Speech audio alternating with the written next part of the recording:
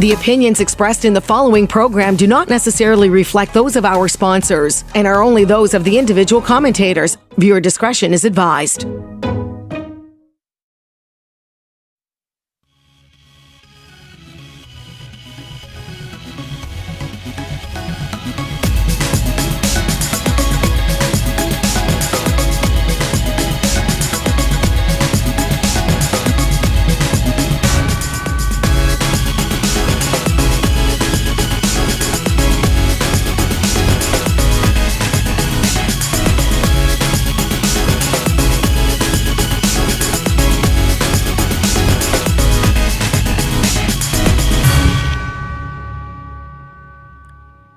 Good evening and welcome to the Raben Report. I'm your host, Elliot Raben, and with me is my expert panel, as always, Christina and Anna. How are you, ladies?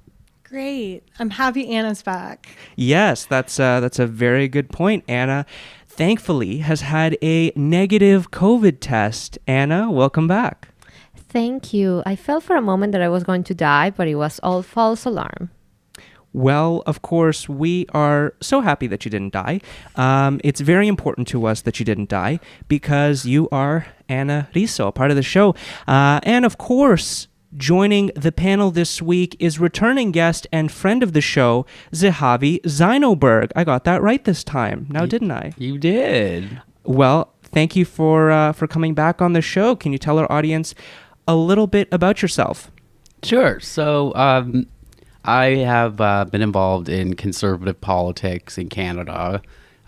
As a volunteer, I've worked professionally also in politics. I've also done some commentary on radio and TV. So just to give you a sense of where I am on the ideological spectrum, there you have it. Well, we are so excited to have you, and it's going to be a very interesting show because even though you're a conservative, you bring a unique perspective on the topic that we're going to talk about today. So coming up in 15 minutes, we'll be talking about our main topic, which is President Joe Biden. But first, let's take a look at our top stories, starting with a coronavirus update. Because, once again, who doesn't love an update? Because Anna just had her test. So, of course, we got to talk about it. First of all, how'd it go when you got your test? It was very easy in the sense that, I went to the right place and pretty much I just booked my appointment and I had to get it twice because, that there is a period of 2 weeks or something where you can be diagnosed as positive with COVID-19. Something that I was interesting is that even though most of my friends have taken the measures to keep themselves safe, one of my friends just had his son getting COVID apparently in the school. So because of this, we were all running around and feeling like, well, I might contaminate my co-panelists. So thanks God it didn't happen. Yeah. And I'm glad you don't have it. That's most important. Yeah, exactly.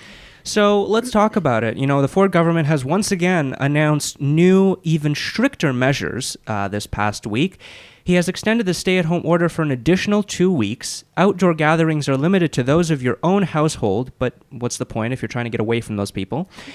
He's closed all outdoor spaces, including parks and golf courses, as well as non-essential construction projects. Religious gatherings, weddings, and funerals will be limited to 10 people, whether indoors or outdoors. Also, beginning last Monday, Ford said there will be checkpoints at provincial borders with Quebec and Manitoba, with exceptions for essential travel.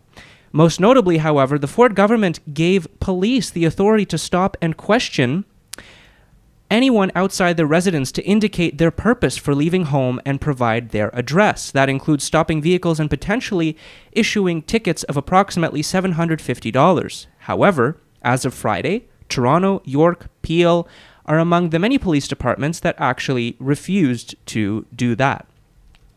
Federally, CNN reported that Canada is far behind the U.S. in vaccinations and the rate of positivity is far higher at 8 to 10%.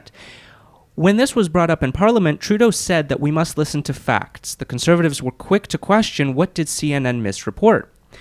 Moderna continues to slash deliveries to Canada, and what are we supposed to do? What's going on? Zahavi, like you said, you are big in the conservative sphere, especially federally. What's going on in the federal side of things before we get to Ford's actions? Sure. So I think, first of all, did not have it on my 2021 bingo card that Justin Trudeau would be calling CNN fake news.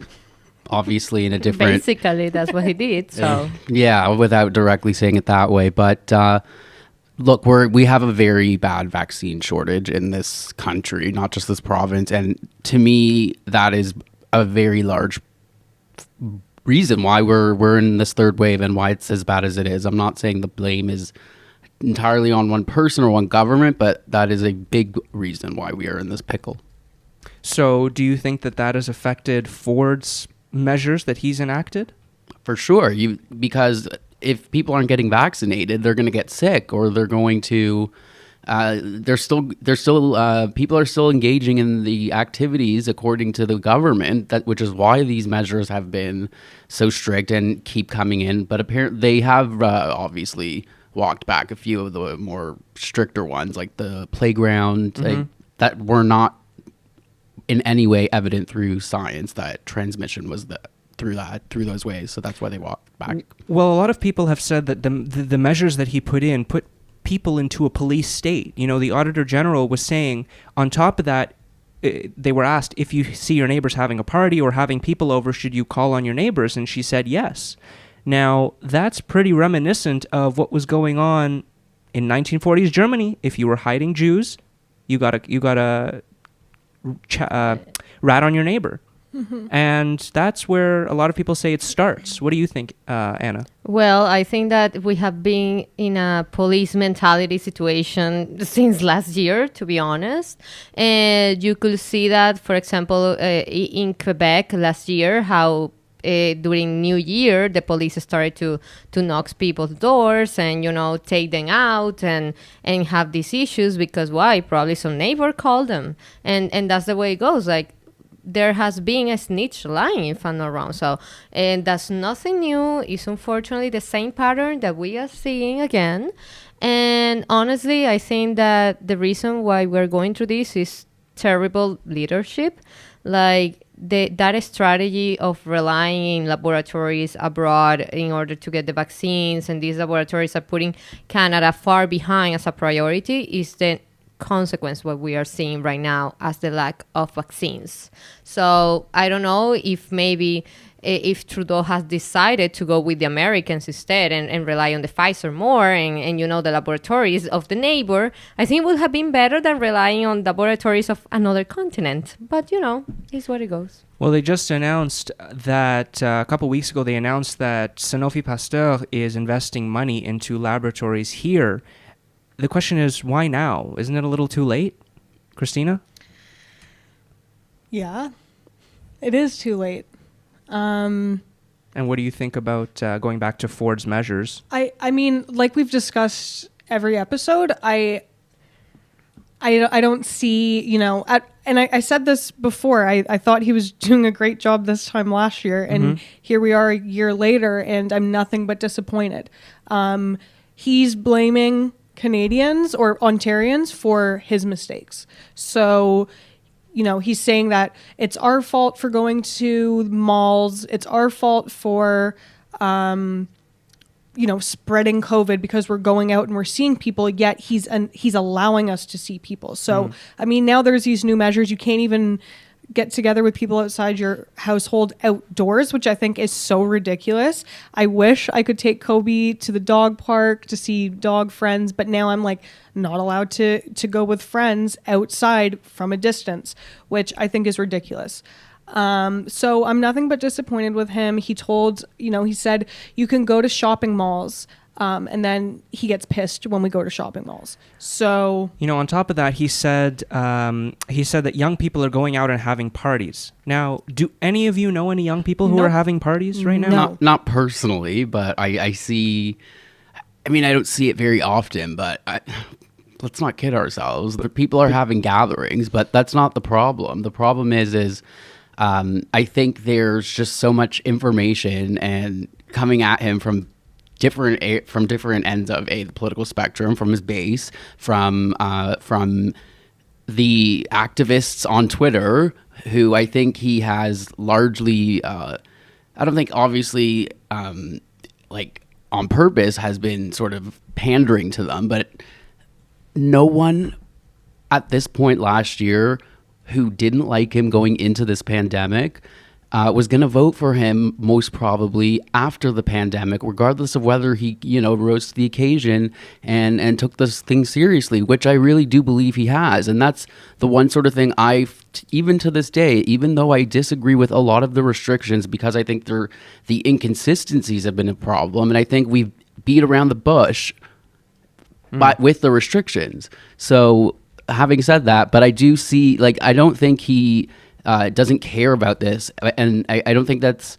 I think when people he's just used as an easy target, the same way that Trudeau's a drama teacher or something. Well, you don't think that he's on a power trip, putting in all these measures, saying that you can't buy certain things at a grocery store, which then results in people buying them on Amazon, and more workers are deployed to the factory, and that's how the case is spread because the factory is in Peel. Yeah, so I don't think he's on a power trip. I just think they're not considering the unintended consequences of their restrictions because of the inconsistencies in them. And I think that's what's been sort of, that's the thing that they've been struggling with, I think, the entire pandemic. And I say that with I want them to succeed the same way I want the vaccine procurement and the vaccine campaign to succeed. Well, since we're talking about vaccines, a report came out that Mackenzie Health accidentally administered 6 doses of saline instead of vaccines, which is not harmful. However, how does that happen? And this was at the Vaughan Cordalucci Hospital, the brand new hospital that's supposed to be a smart hospital, first smart hospital in Canada, but clearly the staff aren't smart. So how does that happen? And does that make you a little weary of getting the vaccine? Of course, because what is your guarantee at this point? Are you really getting the vaccine or are you really getting something else? And that brings back this news that I was reading that, for example, I think it was in Brazil that they started to vaccinate people and suddenly it was all fake. They were not really providing the vaccines and people were trusting on getting this, and in the end of the day they were just exposed as before. And see that happening now in Canada, that's concerning. Christina? Yeah, I mean, like you said, not dangerous, which is the most important part, is that these people aren't going to have any, it's not life-threatening. They will be okay. So I think that's most important. But it does make me, I don't know if it makes me wary, because this doesn't seem like, this is the first, as far as I'm aware, this is the first report of something like that happening. So this is not the majority. This is not something that's happening frequently. So I'm not very concerned about, when I go to get the vaccine, I'm not concerned that they're going to do the same thing to me. The percentage or likelihood of that happening is low. Now, do I think that this mistake is acceptable? No. Health officials, doctors, nurses have the responsibility to provide us with proper health care. So when I go to get the vaccine, if you end up injecting me with saline, you have not done your job and you have put my health at risk and other people who you may have messed up the vaccines for. Well, that's fair. I mean, Zehavi, you have something about the vaccines that happened to you, right? Yeah, I got it. You got it. And how do you feel? I feel like my 5G network is just getting ready to roll out and prices are going to be announced soon, so stay tuned. Wow. No. I was wondering why we had such good signal today. No, it's a running joke in my family because I'm in a priority group, which is why I got the vaccine. I'm also in a hotspot, so I was contacted. So I know a lot of people were probably wondering, wait, how are you? Because, yeah, so look. You look good for 40. You know what? I got a vaccine, so that was a compliment. If it makes me look 40, then so be it. Well, let's move on to somebody that won't be getting a vaccine, and we're going to move on to international waters. Prince Philip has been laid to rest. He passed away peacefully on April 9th, 2021 at Windsor Castle. He was 2 months shy of his 100th birthday, and he was laid to rest this past Saturday, also at Windsor Castle, with close family present. He had a full military-style funeral that was truly incredible. Of course, it was a little smaller than originally planned if it weren't for the coronavirus. The main thing that people took away was that truly painful shot of the Queen sitting by herself with no family next to her, showing the population, showing the UK and all the member nations of the Commonwealth that COVID-19 measures are still in place no matter whose funeral it was. But what did you guys think of the funeral? Like I said, I'm not super, I don't care much for the royal family. But that photo side by side of, there was a photo of Queen Elizabeth sitting in a booth with Prince Philip, and then it shows you a photo of her sitting in that same booth but alone. And I thought that was really sad. Of course, and I said this last episode, any death is tragic. And I feel for the Queen. I feel for the family. I have not really many thoughts on the funeral. Okay. I wish that Queen Elizabeth could have had more family there with her. I wish she could have had, her sons sitting beside her. But unfortunately, this is the world we're living in right now. So yeah, Anna. Well, I just think that he had a very long life. 99 years is a long life to live. I hope I can make it that close in life too. And also, like, one of the things that brought my attention when I was reading about his death is how there were some people complaining about certain phrases that he used to say when he was alive. Apparently, he was very, controversial. He was very direct. Yes, exactly. He had a very particular personality. But once again, we're talking about a person who died when he was 99 years old. Like, those are the typical jokes or the typical comments that people in the past used to make. So nothing really controversial when you compare it to those standards. Well, it really reminded me. I mean, the Queen herself, she had a very tough history. She lost her sister in February of 2002, and 6 weeks later lost her mother. This is on top of the fact that she lost her father in 1952, as well as Princess Diana. And the day she lost her father, she had to assume the crown the same day. Like, how do you, at 24? So through all that, Prince Philip was by her side. So truly 70 plus years of marriage.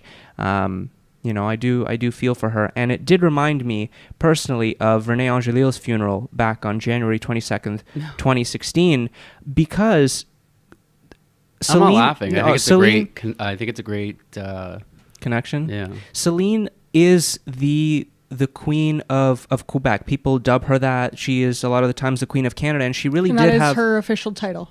That's what I'm giving. Yeah. That's what I've always considered her. Yeah, I'm just clarifying. That is... She is the head of state for me. Yes. Yeah. But, her funeral, it was grand. It was in the same exact chapel that the two got married. He's been with her through everything as well. So I saw a lot of resemblance between the two, and both were just very poignant. Let's move on to, unfortunately, another death of an individual, and that's Dante Wright. So he, let me just pull up my notes. He's a 20-year-old that was shot by now former police officer Kim Potter. The incident occurred 10 miles from where the trial of Derek Chauvin, the former Minneapolis police officer accused of killing George Floyd last year, was taking place. We'll have news on that coming up very shortly. Dante was pulled over for an expired license, and when a background check was administered, police saw that he had an outstanding warrant. After a brief struggle with officers, Wright was shot and then drove off, but crashed his vehicle into another and hit a concrete barrier. He was pronounced dead at the scene. The officer mistook their gun for their taser, but the question is, did they really? Was that an accident or was that on purpose? Regarding the news swirling around the case, people were quick to say that he was stopped for having an air freshener and was shot without reason. So, number one, how do we deal with fake news going around about certain cases? And number two, the officer has now left the force, and was that an accident or was that on purpose? Now, whether or not it was an accident, doesn't really matter to me. We should not be forgiving police officers who have these weapons. They should not be forgiven for mistaking one for the other. It is unacceptable. The same way we don't accept surgeons mistaking your arm for your leg, or nurses mixing up the vaccines and giving you saline. The same way we don't forgive that, we do not forgive an officer for mistaking. There's such different things. Tasers and guns. That's not acceptable, and we shouldn't, as a society, say that mistakes happen. This is somebody's life, and if you are being trusted and trained to use these weapons, you need to be able to tell one from the other. Another thing I want to say is that, a lot of people are justifying his death because he started to, or he was struggling. He, then went to drive his car off and ended up crashing it. And I think that this doesn't matter, because police officers' jobs are not to kill. That is not what they are. That's not their job. You don't shoot even guilty people. The protocol is not to shoot first. There's a process of, bringing these people down, and that's your last resort. Killing somebody should not be the first thing you go to. You should not be reaching for your weapon. And just another thing, it's kind of not funny, but I think it's important to point out that these mistakes are often done when dealing with African American people or people of color. These mistaking your gun for whatever, or your taser, only happens when you're, not only, but I mean for the most part, happens mostly when it comes to African Americans. So I think that's unacceptable. Rest in peace to him. I hope his family finds justice. And I don't forgive this mistake, because there's mistakes that happen that we can forgive. But as a police officer, no, don't forgive it. Well, sure. Like, he needs to face consequences. She is the police. Okay. Yeah. She needs to face consequences in the sense that having these mistakes and resulting in the death of somebody is obviously not acceptable. However, I also think that when the police is coming for you and you follow the procedure, stop your car, don't do crazy things, because they can use the force. That's a fact. Either you will end up getting hurt, either you will end up getting a horrible fine that you don't want either. Follow the procedure. And also, I think that it's a big, probably is going. It has already sparked the anger of protests, Black Lives Matters again. But I think that this, I think I was looking at a report, it was last year, that this happens a lot with white people. It's not an exclusive issue of African Americans having these problems with the police. The police in the United States, they have shown this behavior in different states, in different situations, with different people from different backgrounds. And, that's a training problem. That's something that I have mentioned before. You need to train police officers properly, no matter what. And these need to be, shown in the future. Interesting. So, yeah. I think that's the most important thing, is training, and really making sure that these officers understand the weapons that they're using and what the proper protocol for using those things are, because these are things that shouldn't be happening regardless of race as well, right? Even if he were a white man, that is an unacceptable form of that's not an excuse. Mistaking it for it just doesn't, it's not going to fly. So it's definitely a matter of training over everything. Well, then this takes us to some news that came right before the show, is in the topic of justice for George Floyd. The former police officer Derek Chauvin has been convicted of all charges against him, including manslaughter. And what do you guys make of that result? Zehavi, I'm going to start with you. I'm not entirely surprised by it. I'm actually, I don't want to say I'm pleased by it, but I'd rather see him guilty than not, because I think he is guilty. I think everybody who watched, who had the mental capacity to watch that video of him kneeling on George Floyd's neck for 9 minutes, and can't remember how many seconds it was, but yeah, I wasn't surprised. I think this is justice for obviously George Floyd's family, but for a lot of people of color in the United States, but also around the world, who really felt that what happened with him last year was the catalyst, and people thought that what happened in 2013 or this and then was the catalyst. But I truly believe, just from witnessing a lot of these things on social media, the protests, people speaking out, and everything like that, I really think that his murder was the catalyst for change, and it was not going to be an easy process. But yeah, I'm pleased. You're satisfied with the result? Yeah, I guess you could say at that. the very least. Yeah.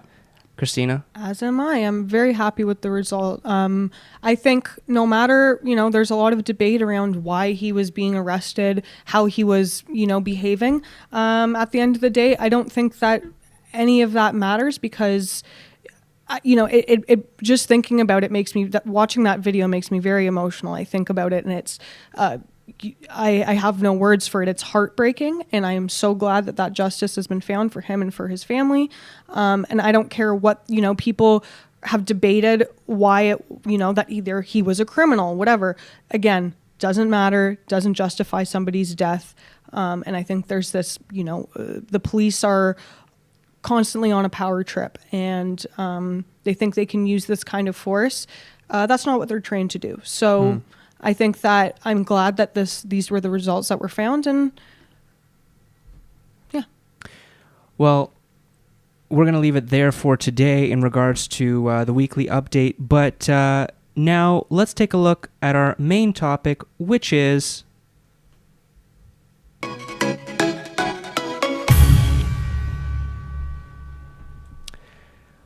President Joe Biden.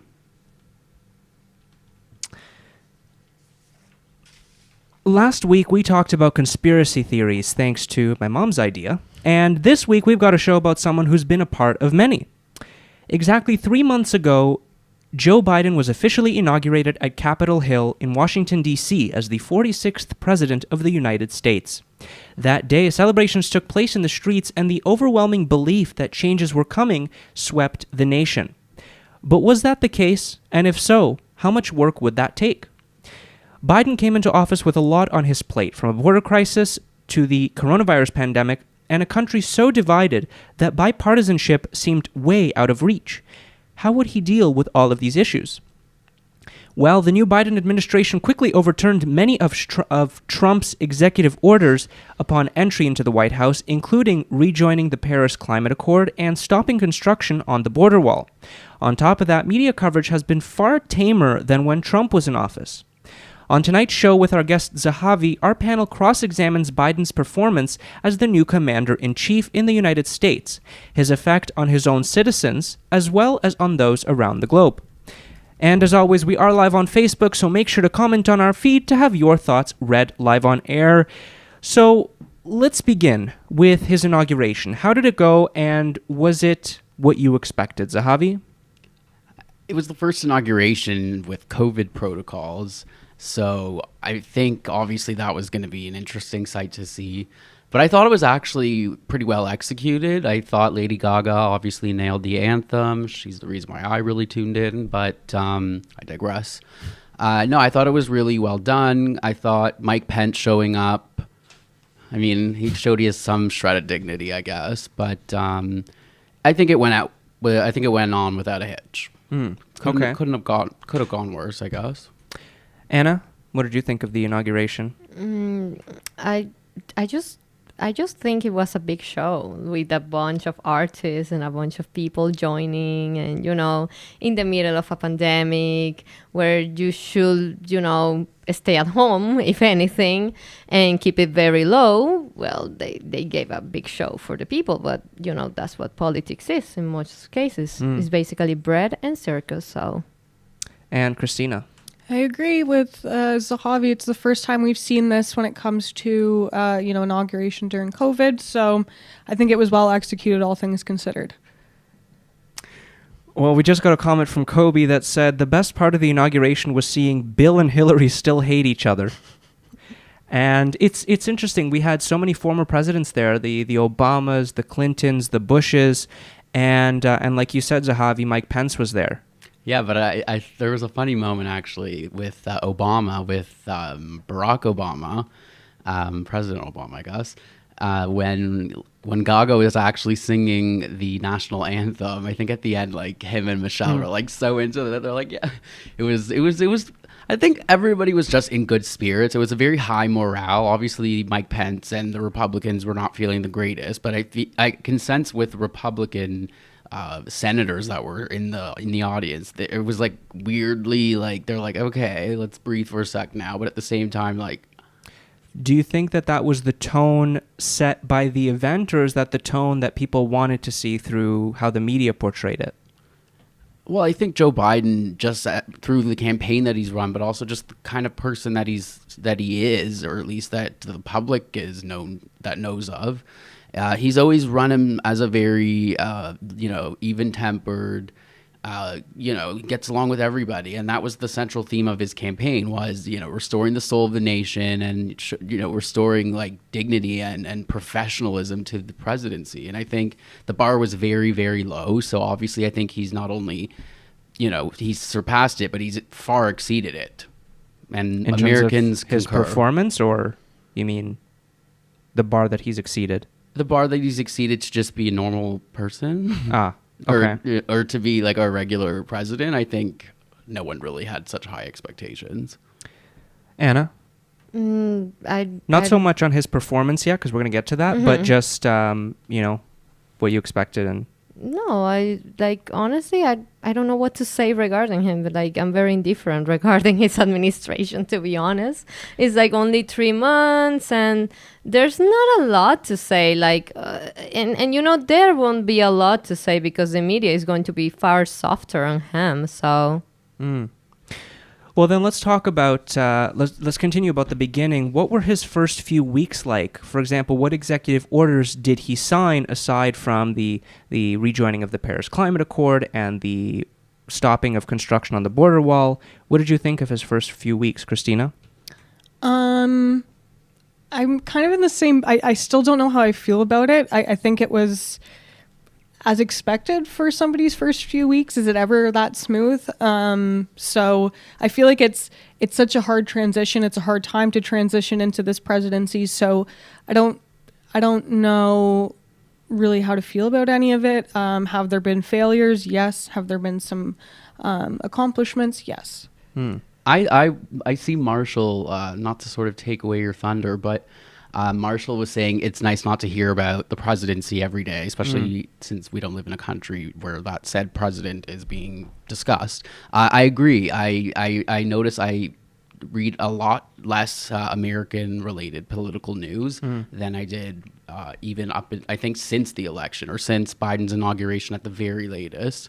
And I think that's largely due to the fact that him and his predecessor were just completely different people and the nature of how they ran their administrations. But I think Biden also gave people a hint of, that's kind of how it's going to be. And I think he's met that. But do you think that we're not hearing more about Biden because the media is not talking more about Biden, or there's just nothing to report? Anna? I think more the first one. I think more that you're going to see a lot of, let's be honest, talking about Trump was that would get a lot of clickbaits in the past.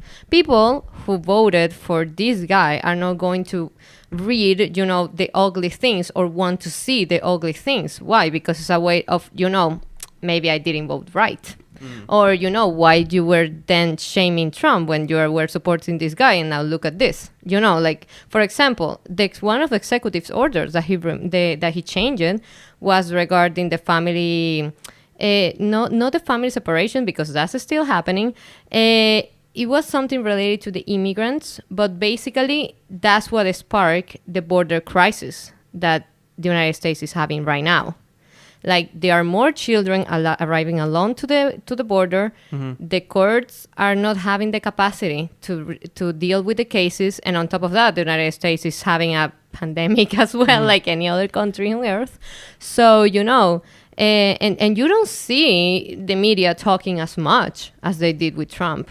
And these capacities are overflown. And, and something interesting is that many of the way the media reports it is like the United States is doing this, the United States is doing that. No, it's the Biden administration. Call it for what it is, Mm-hmm. I don't think there's a crisis at the border. I mean, in the sense that the way that the Republican media and the conservative media in the States is framing it, I think... You don't think there's a crisis? I think there's at an the border? overflow because of COVID and because the borders have been closed. And I'm not saying there's no crisis there, but I think that's why Biden said to Harris, he was like, okay, can you deal with that? I'm giving you work, finally. And...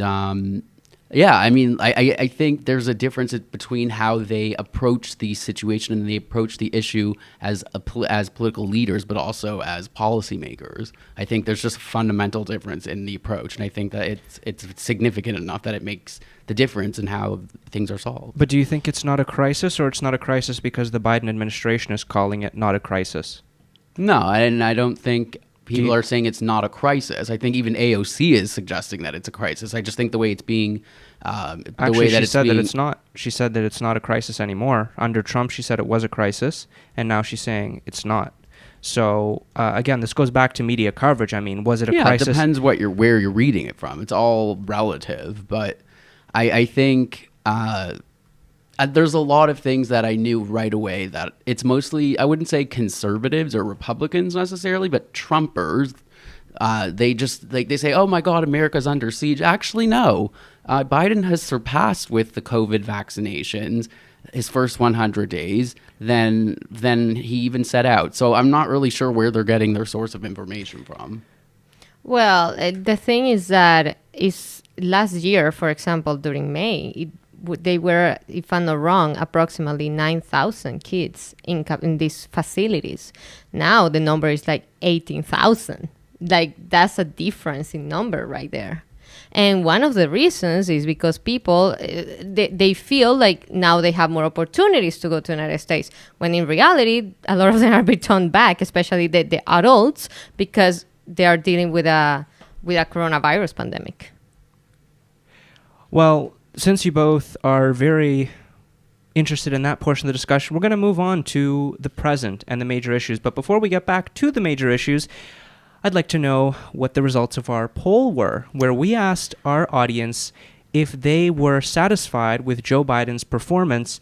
And what was the exact question and what were the results, Christina? We had 26% said yes. And 74% said no. And that was the question was? The question was, are you satisfied with the Biden administration so far? I believe. Okay. That might not be word for word. And that was on the Instagram poll. Yes. Now, I conducted another Reddit poll because I think that was really fun last time. And it's always fun to see what people have to say when they're anonymous. So the results, I asked the exact same question on Reddit. And the results, I got 86 votes. So quite a few. So 48% said yes and 51% said no. So the Reddit poll returned the same results. More people were not satisfied with the administration. But it was so far. far. Do they live in the United States? Some of them, I have some of the comments, and one of the first comments was, "Where's the option for I don't know enough about American politics?" I think that would win if. Yeah. Well. If I had put that as an option. Interesting. Yeah. I mean, it was much closer than our poll. It was pretty 50-50 if you look at it, 48% versus 51%. But I still think it speaks to what the majority of people online are feeling. Well, it is interesting, the fact that we always get different results. So now I'm going to point the question to you all. We're going to start with you, Christina. Are you satisfied with the Biden administration's performance thus far, yes or no? I'm going to go with no, but that's not my concrete. So somewhat? I'm somewhere in the middle. Okay. Anna? I'm quite indifferent, like I said. I really don't care, and I really don't see any big impact in the United States. The United States is not a better country because he's there. I mean, that's one way to talk about our main topic. She doesn't care. Joe Biden, Zehavi, are you satisfied with his performance? I am. I don't agree with everything that he's done, but I never was going to, and I knew that going in. I was prepared for the kind of presidency that he was setting out to have, and I think the things that I've been a little surprised on was the sort of on Israel. Can't say I was completely surprised, but at the beginning I thought he was actually taking a far more cautious and similar in the nature that the Trump administration took with Israel. You know, obviously supporting the Abraham Accords and all that. And it seemed like they were still pretty skeptical or sort of unsure of whether to rejoin the Iran deal. That has seemed to have shifted, and I think that is not because that there's a shift in their position. I think they're kind of just adding that to their progressive power trip that they're on right now. Well, again, that goes into the foreign policy. We have so much to discuss on this particular matter, but let's start with, let's go back to the border crisis. We were talking about it, and once again, one of the things that the administration did right at the beginning was to stop the construction of the border wall. However, they have recently restarted it. And what does that say about, number one, the policy itself, and number two, what's going on at the border? Anna? I think that it shows that in the end, it's just blah, blah, blah. Like, it's really about promising things that they are not going to comply with, which is not the first thing that happens when a Democrat wins the election. I mean, let's not forget when President Obama, during his last campaign, he promised especially a lot of Hispanics who were in irregular situation, you know what, we're going to find way to regularize your situation and to make you more, like, you know, facilitate the path to become legal. And in the end of the day, that didn't happen. And, you know, there they are. And might be something similar right now with the border. And that's my feeling on that. Christina? I agree with Anna. I don't think I can word it better than she did, but I agree with her. Well, one of the other things regarding the border crisis and what's going on with immigration is DACA. He renewed or he restarted the program, the Dreamers program, which allows people to come to the States, you know, looking for a new life and allow them to stay and have a life there. What do you think about that, Zehavi? I support that. I thought Trump's threat to get rid of it was completely, I mean, so for people that don't know what a dreamer is, because I don't think a lot of people actually really know what the definition is. Mm-hmm. It's someone who whose parents are not American, who were illegal, but had they gave birth to that person in America, so they're considered American. Or if like in any other normal country, if you're born in the country, you usually become a citizen. But because their parents were illegal, that obviously complicates things. So Obama, when he was president, made like a special category for them almost, that they're called Dreamers. It's a cute name, I guess. But I think, I think this was one of the things that was probably going to be the first thing that they were going to deal with, and they did, and I think I support it. Yep. Anna? No, I agree with that decision. I feel like let's say that I'm kind of in between regarding people giving randomly birth to other people and suddenly they have the citizenship, because I think that also can lead to other situations of, like, for example, birth travels, like people who intentionally travel to certain countries just to give birth and they have the citizenship. And I don't agree with that method. But, if you're moving to that country, definitely, even if you're illegal and your kid is born there and you remain in that country and your kid is there, the kid doesn't have they don't need to take the blame for their parents' action. They didn't. Yeah, exactly. So I think any opposition to that is just spiteful, hateful people that just want to sort of play gatekeeper, honestly. Exactly. Yep. And I think the most important thing is that, it's not right for people to come or to go somewhere and give birth just to provide that child with citizenship. But at the end of the day, it's not that child's decision. Nobody chooses to be born. Nobody chooses where they're born or who they're born to. So I think that's very important, because we can't be punishing children who never had mistakes of their parents. for the mistakes of their Exactly. parents and a choice that they never even It wasn't necessarily a mistake, though. Some of them were illegal. for the 'cause- actions of their parents. Yeah, but I mean, I think, and that's another thing. Sometimes they're illegal for good reason. I'm not saying that we should promote illegal immigration, but I do think The that intention was good. the intention of the majority of these folks is good, and they want the best for themselves and their family and their children. So maybe they didn't do it the right way, but they aren't doing it to be criminals and to be spiteful and to take. There's good reason behind it most of the time. Okay, well, let's leave it at that in terms of the border crisis and what's going on with immigration. Let's talk about foreign policy since we touched on it a little earlier in the show. How has Biden handled... I don't know why I said that way. How has Biden handled foreign nations and foreign entities? We started with Israel. You said that he wasn't as cautious as you thought he would be. Well, I think actually foreign policy is the area I've been the most disappointed with him, but it's the area I expected to be the most disappointed with him because he's a Democrat. So Are Democrats not usually good with foreign policy? No, but I think my beliefs are in what the foreign policy should be, I guess. But I expected Biden to be a little bit more of a hawk on foreign policy, contrasted with Obama, because a lot of people thought a lot of his policies would just be continuations of Obama's term. But some of them haven't, because that was actually not that recently. So, and him and Biden and Obama are two different people. And I think Biden's just trying to carve a lane for himself to leave a legacy. That's not Obama. I agree with that. Yeah. I think that it has been, honestly, I haven't seen a lot of changes lately, at least regarding Latin America or the case of Venezuela. I see that sanctions remain. A lot of people used to say that he was going to ease on sanctions, but I don't think that's happening. And I'm glad, actually. I'm glad that it's not happening.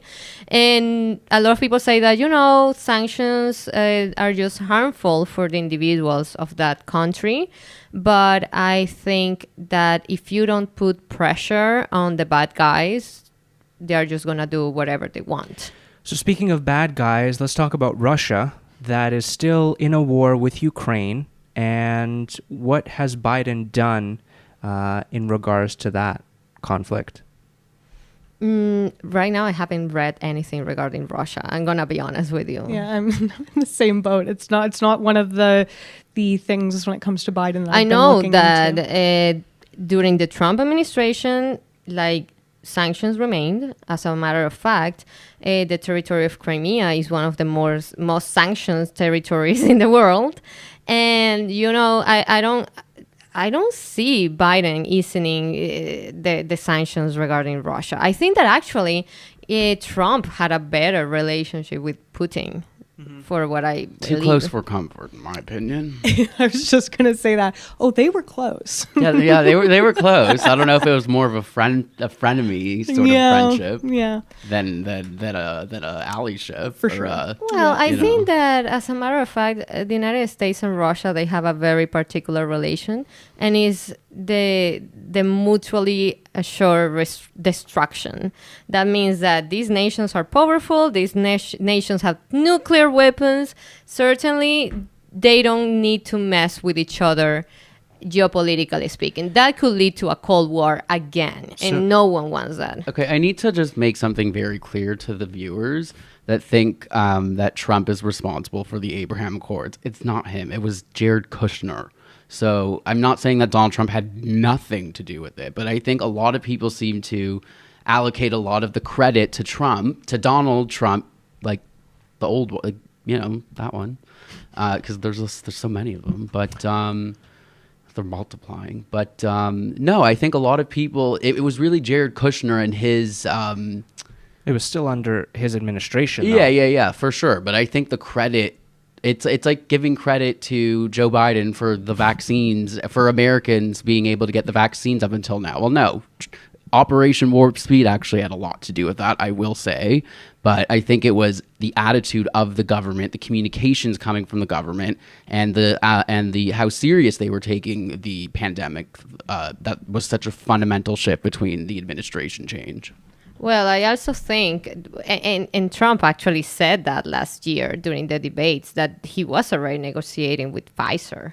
Like, I don't think Biden comes to take office and suddenly they have all these vaccines. You know, in the moment that he arrives is where everything starts. Like, there was some work already done in the past. And obviously he continued with that thing, you know, with that job. That's what I think that happened also with the vaccines. Yeah, but I think there was also a political gridlock with the stimulus package. That was one of the biggest things that he had to really work his way around and do a lot of political jockeying almost, and posturing, I should say, with Republicans for the stimulus package. With the stimulus package, though, I think there were Democrats who also opposed it because there was a lot of money that was going to foreign nations, you know, there was non-COVID related things. Yeah, for example, they were trying to pass a federal minimum wage. They were also sending millions of dollars for gender studies in Pakistan. So, I mean, there's obviously reasons that the stimulus wasn't passing, but going back to foreign policy, do you think that it's better that he has a better relationship with those countries like Russia? Or do you think that they should be, you know, kind of acquaintances? With the United States? With each other, yeah. I think because you said they were too close for your comfort. Well, in jest, I think, you know, the joke is that Trump and Putin have a lot in common than most political leaders of a Western democracy should. But having said that, I think obviously you can't just completely throwaway relationships with these countries. I'm not saying like we should. I think there has to be a level of diplomacy with them, but you have to remember that these are very powerful nations with some with very powerful armies weapons, and threat. Yeah, exactly, weapons. So you have to obviously, you know, calibrate and create your policy. Actually, if I'm not wrong, the United States and Russia are the countries with the largest number of nuclear weapons in the world, so you might as well. Yeah, I mean, the U.S., everyone knows, but I'm saying, like, it's like North Korea with Russia. It's those sort of things. I mean, I think Israel is also just they want to know that they're going to get the same sort of, the aid is not going to be conditional. And I think the rhetoric you're seeing out of the Democrats, especially from the left, the more progressive wing of the Democrats, not surprisingly, Elizabeth Warren said, like, it should be conditional. She was one of the only 2 senators in the whole United States Senate that that didn't vote to affirm the embassies in Jerusalem. Not surprising she's saying it, but she's not in the Biden administration in any capacity. She was never going to be. And I think it's just really about where you get your news and where you... You think they're going to revert that decision of the embassy in Jerusalem? No, I don't. Okay. I don't. And I actually look forward to the day that this country moves their embassy to Jerusalem. But that's a different topic. Yeah. Well, let's then continue in regards to foreign policy, his relationship with Canada. Right as he got into office, he canceled the Keystone XL pipeline, and that cost a lot of jobs, Canadian jobs. Trudeau didn't say much about it, did he? No, he didn't. I haven't heard him speak on it much.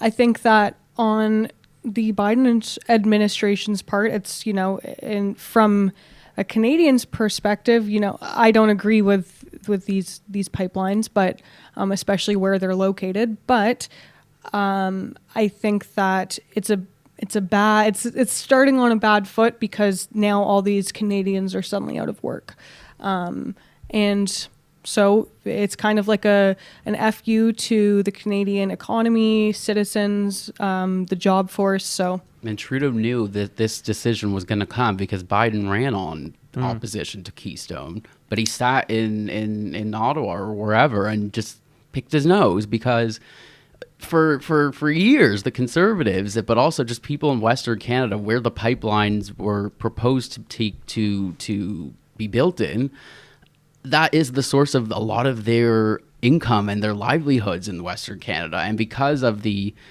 political aspect of pipelines in general, Trudeau was trying to play both cards and trying to play both hands, and it was never going to work out. And then once the actual executive order was signed into law or into action, there was nothing he could do. Do you think it was the right decision for Biden to do that? Because now the reliance is going to be on Saudi Arabian oil, right? So I always that's why I don't understand why people oppose ethical oil that exists in this Exactly. country. Like, honestly, I find that quite stupid, because a lot of people think like, we're saving our country, blah, blah. Like, no, you're relying on very horrible countries in order to get your oil. Countries that, the human rights violation that they commit is nothing that you would imagine happening here. So, it's like, in a certain way, giving more power to these regimes in the end of the day, and that's how it goes. And honestly, I think that regarding Trudeau, he was probably busy already dealing with the entire thing of the vaccines, knowing that he was going to mess it up, and why to focus on the pipeline. Well, speaking of the Middle East, let's talk about Syria, because a lot of people were waiting for Biden to come up with a stimulus plan, and they were trying to have it passed, and all of a sudden Syria's bombed. How do you react to this? One thing that, factually speaking, Trump didn't do, if I recall correctly, he didn't bomb Syria at any point, or did he? I don't remember Trump bombing Syria. I think that his attacks were very targeted to, for example, what he did to this Iranian general, like a very targeted attack. But regarding Biden bombing Syria, Obama used to do that. So, and he was the vice president of Obama. And it's not surprising. And Syria, unfortunately, they are continue with the dictator, but in a certain way, let's say that things have calmed down over there. And I don't know what is going to happen, though, because once again we have an administration that, if he follows the lead of Obama, that I hope Zehavi is correct and he doesn't do it, more bombs are gonna get to them then. What do you think about that, Zehavi? Bombing Syria? I mean, I was a little surprised by it, because this is an administration that came in promising more diplomacy than war or than military intervention. So I was surprised, because I think Biden has been consistently one of the most opposed, or one of the earliest opposers to the Iraq War. And speaking of Syria, he wants to pull out the troops from Afghanistan, but apparently he actually, the date that he wants to bring them home is actually later than when Trump had them actually scheduled to. So I think that's very interesting. I'm not exactly sure what he's trying to do. I think it's more of a bureaucratic thing, to be honest, but far be it for me to understand the American public service and how that all works beyond, the department levels. Well, we talked a lot about foreign policy now. I want to talk to the economy finally in this portion, which is related to, the coronavirus pandemic, regarding that stimulus bill that was finally passed. However, one of the things that he said during the campaign was he was going to give $2,000 stimulus checks. And then it came out that he gave $1,400 stimulus checks. So did he fudge the numbers accidentally, or was that the plan all along?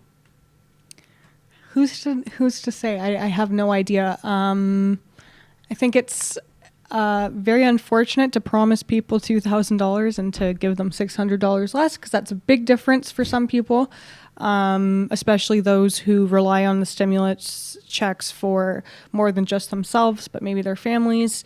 So I don't really know if we can say one way or the other whether or not he did it intentionally and that was the plan all along, or if something happened along the way and that's all that they could give, or whatever it might be. I don't know if we can say. Zehavi? there was a lot of navigating that had to be done in Congress for the stimulus package to pass because of the fact that it was not one of those things that needed that just needed a majority. I think it actually needed a supermajority. So the Republicans tried to enact the filibuster, which is a whole discussion of its own. But having said that, there's one Democrat in the Senate that is really actually going to be a bigger pain in the rear for Biden than a lot of the Republican ones, and that's Joe Manchin from, I think it's West Virginia. He's a centrist Democrat who in a very red state, but the fact of the matter is he's very moderate. He actually opposed one of Biden's one of his nominated candidates for one of his cabinet portfolios, and she was not going to get passed because the votes weren't there. But so he has the most control, you think? I think he is the quasi kingmaker, and the ball is in his court a lot of the times. And I think he consulted a lot of the more centrist Republicans, like Susan Collins and Lisa Murkowski and so on. But I think if he opposes something, it's pretty certain that it's not going to pass. So they really have to do a lot of work with him. Okay, so continuing on the economy, we talked about the stimulus. Now, taxes and student debt. Those are two big issues that a lot of the progressive left have pushed him on. He wants to raise taxes on the wealthiest percentage of the population, as well as he's potentially thinking of forgiving a lot of student debt. Now, what do you make of those things? I mean, how will he forgive that student debt? Where's that money going to come from? And regarding the taxes, how is he going to determine who gets taxed more? What's the bracket? I think these are the same questions that we ask when it comes to, Canada giving out all the money that we have over this pandemic. Where is it coming from? How are we going to repay it? I think it's the same questions. And that was actually one of the comments. So on my Reddit poll, I asked people to elaborate on why or why not they were happy with the Biden administration thus far. And a lot of them said he has yet to forgive my student loans. So that's it's a big thing for Americans. I think that we come back to promises and what you can actually deliver. You promised a 2,000 stimulus check. It doesn't happen. Now you're promising that you're going to forgive student loans. And let's be honest, the country is in a pandemic. You're already giving money. You're planning to raise taxes to the wealthiest, and like you said, what is going to be the bracket like? Is it going to affect also the middle class? It is like bad timing in order to promise to give more money that you can actually provide. And honestly, regarding Canada, I was just looking at these numbers yesterday of the federal debt, and I think we're on the way of becoming Argentina, and that already stressed me out. So Yeah, that was really unsettling. Well, it's always a question of where's the money going to come from. So, again, you are happy with the performance of the Biden administration. So, all things considered. Yeah. Yes. Well, fair. And because of that, I'm going to direct the question to you. Where is this money going to come from if there's going to be debt forgiveness? And do you think that will happen? If it's going to happen, it has to happen between now and next November, before the midterms, because if he doesn't get it done before then, he might not have the legislative ability to pass it. And that's just simply from the because he won't have it. If he loses the House, or if he loses the Senate, or both, or whatever, there's just no mechanism in place for him in the Constitution, I think, to be able to forgive student loan debt. But I think that was one of the policies that he kind of deflected on anyway, because it was more of a Kamala, Elizabeth Warren thing. So I'll be interested to see. It's still very early. He's only been in office for 3 months now. So I think his focus is really on COVID. And yeah, I'll be looking to see. I'm interested to see how he handles that. How do you think he's handled COVID? Just from the vaccine campaign, I think he's killed it. I mean, one of his promises was 100 million vaccinations in the first 100 days, and he has surpassed that. Currently, they're at 205 million, and total 109 189 million since he took office. Yeah, I'm actually jealous of Canada Americans. wishes. Yeah, America's killing. I'm so proud of Israel too. I just want to give a shout out. She's killing it. So proud of her. No, it's true. It's true. It's just like She's working at work. Canada really could never. We could never. Sad. We're the envy of the world for our healthcare system is supposedly the envy of the world, and what do we? But have to it's show the for it? worst right now. Like we have like the worst vaccine rollout, which is super cool. And why is that? Because Ford and Trudeau are idiots, and they are not. I mean, Ford's obviously just running Ontario, but I mean, we're being run by a bunch of idiots and incompetent people. So. I think we're in this pickle because a year ago we were told that closing the border was racist. Mm-hmm. I don't think that's the True. single reason why, but it's just decisions like that. The Democrats supported that too. They said that the closing the borders yeah, was racist. I think that was the stupidest thing to say. Nobody was making that policy from a immigration or from a racial perspective. Everybody knew it was from a public health and a public safety perspective. It just had to be Donald Trump to be the one that actually enacted it before everyone else figured, okay, well, now that the U.S. has done it, we have to do it. But it was literally Justin Trudeau and his health minister, who I don't know for the life of me why she is still the health minister, Patty Hydu. If you're watching, I don't understand. But Trudeau, having said that, with Trudeau, these are the decisions, and this is the same sort of thing we've come to expect from a guy who's made such bold policies and has pretty much failed to deliver on a lot of his boldest policies. Pharmacare, who? But I want to stick on Biden though, because we could have an entire episode on Trudeau. Why has Biden been so successful then? They have the capacity for vaccines there that we don't. That's why. So they're producing the vaccines there, and that's why they're getting them? Or? Yeah, isn't Pfizer half of its Johnson manufactured? Johnson, yeah. We don't have capacity. this here. Trudeau tried to actually pull a fast one by saying that we're building a facility in Montreal or in Quebec to produce the vaccines for the next pandemic. Well, Yeah. great. Let's worry about that then. That is so. It's like it's out of an SNL Well, skit. you know, it's really Nobody in knows what 100 they're doing years, in anymore. 100 years, Canada will be number one vaccinating the people. well. At least we'll be prepared next time, guys. Well, you didn't see that press conference where they announced No. that? It was in 2026 that they'll be ready for the next pandemic. Okay. So With- future pandemic, please Yeah, just wait it maybe out I'll get until my second 2026. vaccine dose in 2026. And maybe Yeah, you'll get once- your first if you're lucky. I'm going to be getting my vaccine soon. I'm in a hot spot. Good. Everyone should get the first one they're able. And Well, speaking of vaccines, you got your first dose. When's your second one? It's scheduled for August 15th. but August. Whether that remains to be seen. But August, right? And that's April to May to June to July. That's 4 months. And in the States, it's what, 2-3 weeks? 28 days. 28. Yeah, something interesting is that one of my best friends, she has the Crohn's illness and Crohn's disease, and she already got her first dose, but she's not getting her second one before 4 months.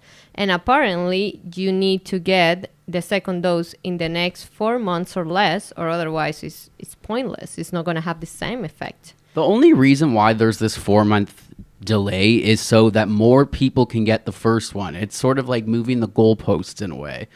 In the States, they have the vaccine, like they actually have the capacity to administer people within 28 days. My mom got an AstraZeneca vaccine in March, and I think they were supposed to give it to her in June, but she's over 65, has a heart murmur, so like it's not just one risk.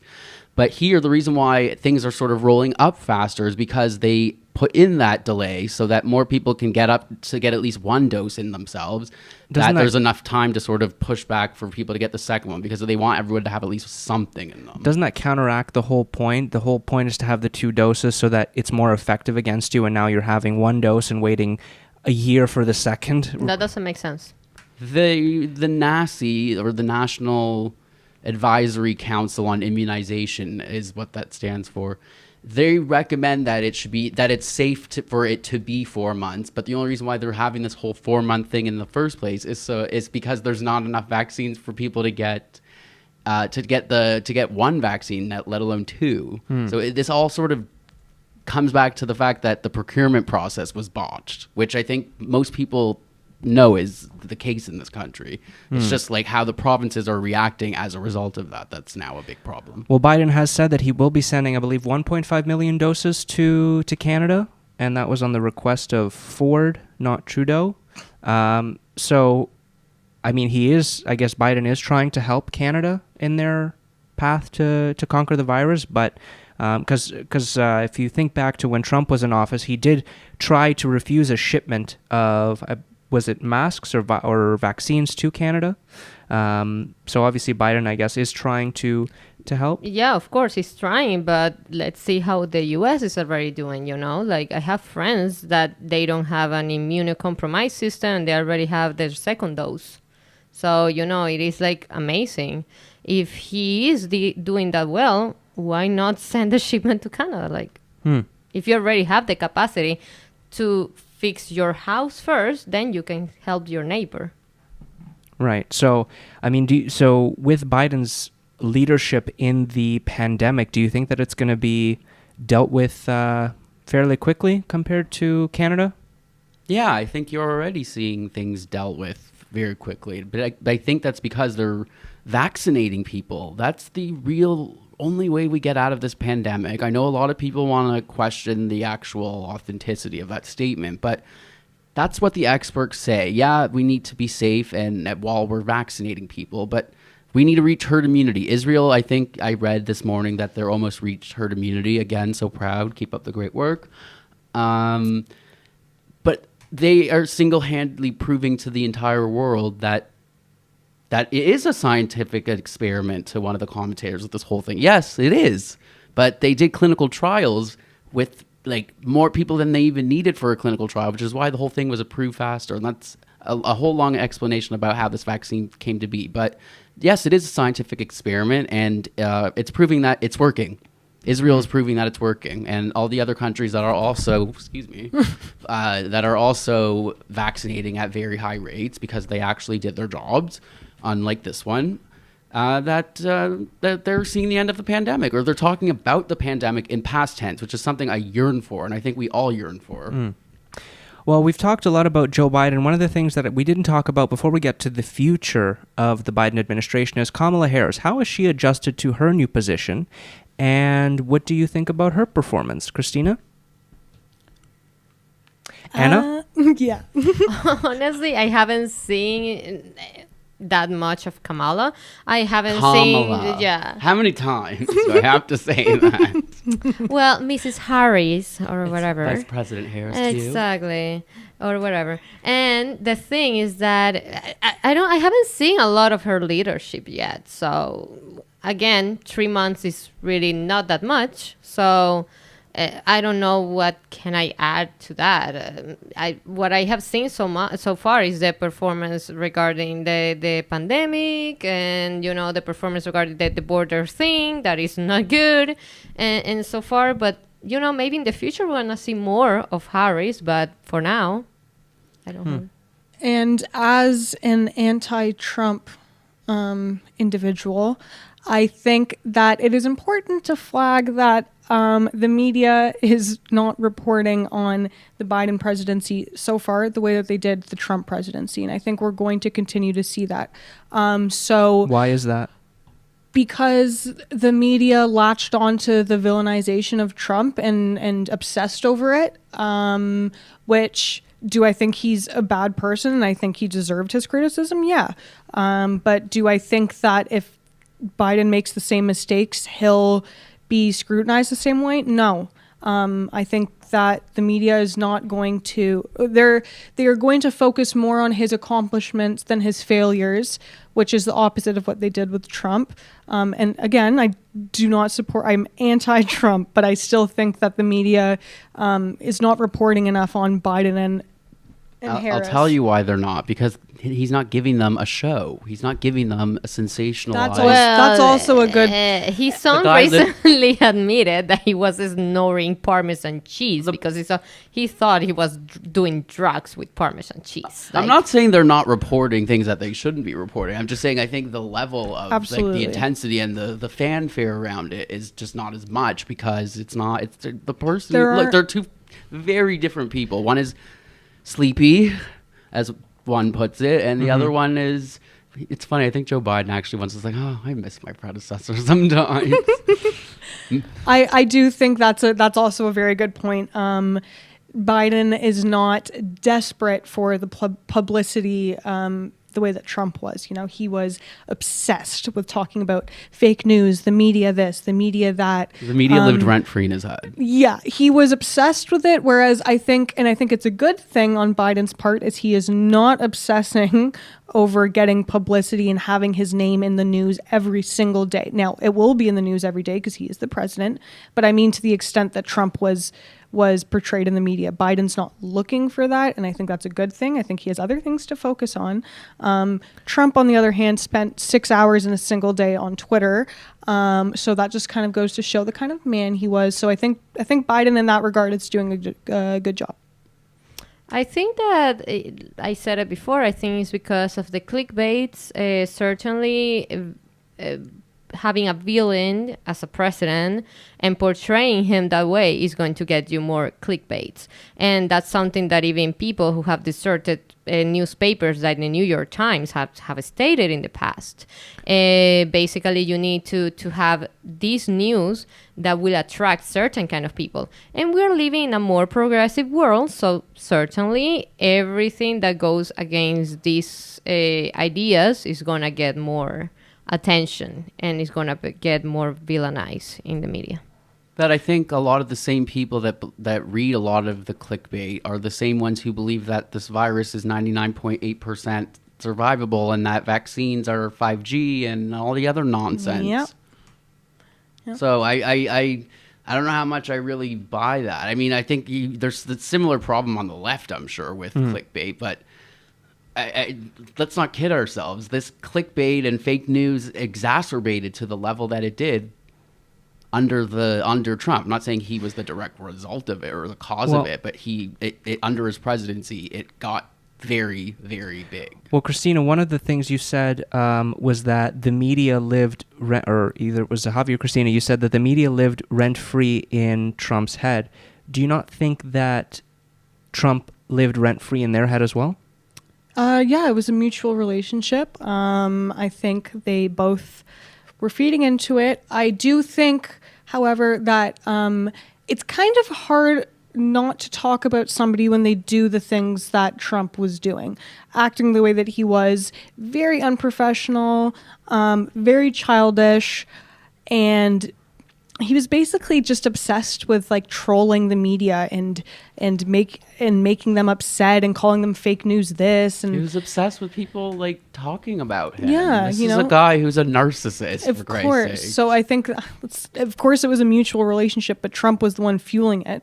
If he stopped doing what he had been doing, the media would maybe start focusing on other things.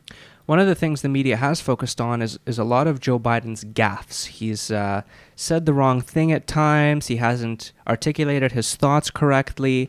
Anna, how do you feel about that compared to Trump, who was very vocal comparatively? I think it was Biden, the one who said that you need to explain. It was something related to the vaccine instructions to book your appointment, and he basically indicated that Black and Latino people were less smart, basically. And I didn't see the New York Times going crazy about it, even though because Trump has such a repertoire that would literally trump that little gaffe. Trump. I hate that argument by but that there's an equivalency between all the gaps that Joe Biden has made, because he is actually a stutterer. I'm not saying that's why he said the things. He's said a lot of silly things, but I just don't, it's a false equivalency to me. I It's don't not the think that it's a same. false equivalency. I think it's the media, the way they approach them in the end of the day. Because in many occasions, Trump says things and the media comes with the headlines. And then I used to watch the video and I was like, he didn't say what they're saying. Well, I think people need to stop watching Fox News and CNN exclusively. This goes for both sides, because I think both of them are biased. There's plenty of examples of that in this country, but with the American media, yeah, CNN and Fox News are it's just so obvious also. Like, I have my opinions on things and my beliefs in things, but I can't even watch cable like political TV in the States anymore, because it's not even it's biased, first of all, but it's not even critically thinking at this point. It's the headlines that I see from both CNN and both Fox News are just so ridiculous that the ratings have gone down, because I think people are like, okay, it was fun, the roller coaster for 4 years, but I'm getting off, and they unsubscribed. But then that brings us, like, finding balance information nowadays is very difficult. Yeah, it is. It is. You're very correct there, and I don't know what the solution is, but how we transmit news is very much Very important. Yeah, and it's getting worse. How misinformation is getting very bad. Well, hopefully what people see is that this show tries to do what it can to show different sides, different opinions. But let's move finally to the future very quickly. 90 days today. The first 100 days are around the corner, 10 more days. And like we started at the beginning of the episode, has your opinion changed? How would you rate the Biden administration? Is it better than when you started the episode? I don't know if it's changed, because I still think that my stance on it is that we haven't seen enough yet to come to an absolute conclusion. So when I say no, that's based off of the mistakes that I've seen happen. That doesn't mean it won't change. That doesn't mean that I won't eventually feel like they're doing a good job. I think that it's to be expected within the first little while that, people are going to be disappointed because they expect a lot right away, which I think is unrealistic. So I'm one of those people that probably needs to give it a bit more time until I have an actual, an actual opinion with facts and A well-informed Yes, opinion. exactly. Yeah. Anna? I didn't have a lot of expectations regarding the combo Biden-Harris, so I don't think I what can I expect? I live without expectations regarding this, so whatever comes, then I will have my She's opinion. just doing her thing. Exactly, but what can I say? I don't have too high expectations on these individuals. I wouldn't have voted for them, so whatever comes. My expectations have, like Christina said, it's still early days, but I think with the vaccination campaign, I think he's done very well. I expected him to meet his 100 million vaccine target at 100 days, but I didn't actually expect him to surpass it so early before it, so much before it. So yeah, I think he's done very well, because I think they've been very focused on this. They know this is the crisis that they have to solve first, because that's the one that they walked into. Then they have to sort of fix the problems on, in other areas that they ran on, be it racial justice, be it the environment, so on and so forth. So, I think I'll be looking to see what happens going forward. I think I want to sort of evaluate the Biden presidency under COVID and not under COVID to really see if there's really a difference in how they're governing. What do you think the next 3 years are going to look like? And do you think that he's going to run for re-election with Kamala Harris in 2024? Zehavi?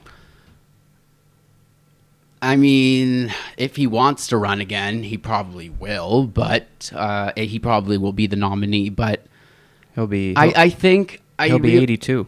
Yeah, he's not going to be young. Yeah, I was just gonna say, I don't know if it's We'll know in a even- year and a half. After the midterms, we'll have a better idea, I think. But for now, I know his team's going around saying, yeah, he's running again. Well, of course they're going to say that. They don't want people to to play the primary. They don't want to start that process yet because it lasts for so long. But I think if he doesn't run again, I do think she's going to run, and I think she's the undisputed front runner. I think she has the black vote locked up. I think she has women, and those two groups are some of the most committed voters of that party. So, Anna? I don't know. Like, I don't know if Sleepy Joe is going to make it to the re-election, and maybe Kamala Harris will be already the president by that time. You never know. But honestly, I don't know about the black vote either that much, because there are a lot of black Republicans. And I think... The black Democrat vote, I think, behind her, because the thing... And also, same with women. Like, I don't like putting always this thing that if you are of a certain race, you had to vote for this candidate. Or if you are at this gender, you had to vote Which for is what another. Biden it's just did historical trends. Yeah, I don't think it's a mandatory thing, and I don't think that people really follow that as much anymore. I think people are realizing that you don't have to vote for a black person because you're black. I do just think that it's kind of just the way that that's just how people feel. I don't think that a lot of, there's black Republicans who love Trump, who voted Trump, but I do think there's a lot of black people on both sides who are against Trump, and I do think that... for example, one of the things that happened during the last election, it was that a lot of black people and a lot of Latinos actually increased the number of voters for Trump. So the black women still came out in such huge numbers, and they are the backbone of the Democratic Party. But he did increase his numbers with minorities. So we're gonna see how that goes, because it shows that a lot of people are thinking out of the box regarding that. Moralia made a good point. She said black women make up 7% of the American population. What matters is the Hispanic vote, which I guess when you look at it population-wise, there's many more Hispanics, and that's the vote that you've got to focus on. How many Hispanics? I think it's 30-something million, or there's a more? lot of Hispanics in America, exactly. Right? But so in comparison to the black vote, where black women are 7% of the population, apparently, I still think it's important to flag that of that 7%, 99% of them vote Democrat, and they're going. I would imagine a lot of them would be pretty excited about a woman of color president. Who I think that's why she's also a front runner. She the name recognition that she's getting right now as vice president is huge, and she's the first woman vice president, on top of a whole other first with that position. So I just think it favors her from a name recognition perspective. Yeah, I don't know. That makes me sad. The idea that you're recognized just for being a woman, or making your name for being a woman of color, is if I had a kid and I see, I don't know, the first prime minister being a female and Hispanic in Canada, I wouldn't be like, oh, you need to feel proud. No, we feel proud just because of her ideas, not because, you need to follow her lead because she's Hispanic and woman like you. I wouldn't So I agree with that sentiment. Just real quick, I agree with that sentiment that we shouldn't celebrate people for the simple basis of who they are. No, that's going to come out wrong. Their race and their gender. It should be about who, what they're smart, what they're, their skills and all that. And I think it's insulting to women when people say that we need to elect more women because they're women. No, I think we need to elect more women, but we need to elect more qualified women. Not to suggest that there's underqualification, but I think there's so much qualified women that could run, but I think the political system is not appealing to them. It's just not. It's not. It doesn't exist to.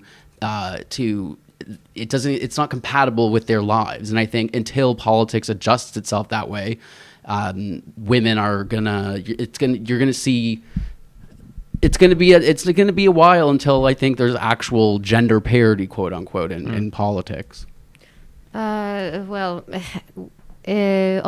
I think I come from a different place. In Latin America, there have already been females presidents, and honestly, I don't know. I think a lot of women being into politics back in my country. I don't know exactly what makes North America so different that many women, they are now you see that shift. but it's recent. Because the system was always worked against them. It's like systemic racism. It's systemic sexism. But almost. why it was different in the South than in South America? Like that's something that I have always. Generational attitude. For example, in my law, as some personal fact that I wanted to add is that in my law school, for example, in my class we were all female with exception of 5 guys, all females lawyers, and that's how it was in most of the school. I think it really depends. That's also a matter of what you study. I think that's, depending on what you like. I studied communications and political science, and politics was pretty equal. Communications was like 2 guys in a lecture. I do think it depends on, but yeah. Well, obviously, we have a lot to look forward to in the next 3 years and see how the Biden administration performs and whether he will run again, whether Kamala Harris will take his place, or, a lot of questions are still swirling. So stay tuned, folks. Stay tuned. That was our show for this week. Thank you to everyone that tuned in and messaged us live. Zehavi, thank you so much for coming back on the show. Thanks. I just want to say real quick, I really appreciate you having me on the show, and I really admire the diversity of opinions that you have on your show, because the topics also are a lot of topics that a lot of people are not comfortable talking about because it's not sexy to talk about them, or they're worried about getting canceled, or their opinions not resonating with the mass public and what have you. But I think the fact that you're willing to go there, and the fact that you're willing to have guests on your show that are willing to go there, because if you don't have the conversations about these things, nothing changes. So there are things we should be talking about perhaps in a different context, but you should still be having conversations, because I think that's how we grow as people, and I think that's how media can ultimately continue to tell unbiased to report unbiasedly. So I really appreciate that, and I thank you. So thanks again for having me, Elliot. Of course, thank you for the kind words, and it really means a lot, to hear someone say that, and to know that we're actually making a difference, because that's been the goal the whole time. Ladies, thank you again for another great show. Thank you, and happy 420, everyone. Oh yeah, you guys wanted to mention that. Well, no time, we gotta go. Anna, as well, thank you to you for being part of these discussions, and we're very glad that your COVID test came back negative so that you can continue to be part of these discussions. Thank you. I'm alive and I'm in Canada, so thanks God I don't have COVID, because I cannot even get the vaccine. Fair point. So once again, that was our show for this week. A brand new episode of the Raben Report will be coming to you next week. Same day, same time, almost the same people. Have a good night, everyone.